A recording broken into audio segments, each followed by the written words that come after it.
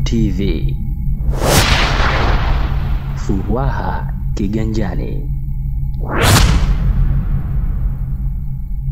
Mgombea urais wa Zanzibar kwa tiketi ya ACT Wazalendo Othman Masoud Othman amesema iwapo atashinda, serikali atakayoiunda itahakikisha kuzisimamia ipasavyo rasilimali za Zanzibar zikiwemo mafuta na gesi asilia ili zichimbwe na zitumike kwa faida ya nchi na wananchi waweze kuneemeka nazo. Akizungumza huko katika viwanja vya Laurent Ole Kianga, jimbo la Ole, mkoa wa Kusini Pemba, katika mkutano wa hadhara wa kampeni kuelekea uchaguzi mkuu wa Oktoba 29 mwaka huu, Othman ameendelea kusisitiza kauli yake ya kuwa Zanzibar sio nchi masikini bali ina utajiri mkubwa wa rasilimali, ila tatizo kubwa ni kukosa usimamizi.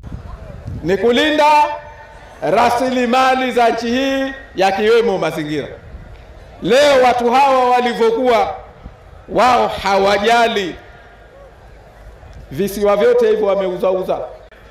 Wana mradi kule Ngezi wa kujenga katikati ya msitu nyumba 130. Wanasayansi wapo waliokuja wakafanya utafiti, wanasema eneo lile ni eneo ambalo lina viumbe na miti ambayo hata sayansi duniani haijawahi kusikia. Zipo Pemba na miradi ya kifisadi ya namna hii iliyokuwa haijali rasilimali za nchi hii, mazingira ya nchi hii. Hiyo miradi tutapambana nayo, tutaupitia mmoja mmoja, tufanyie environmental audit, na utakaokuwa una hasara kwa mazingira huo tutaufuta.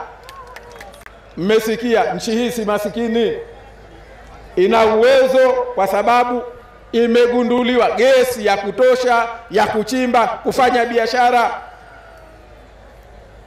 Kwa makisio ya mwanzo, gesi cubic feet trilioni 3.8 zipo Tundaua zinasubiri kuchimbwa.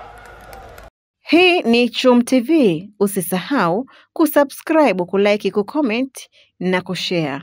Ni mimi Latifa Mohamed.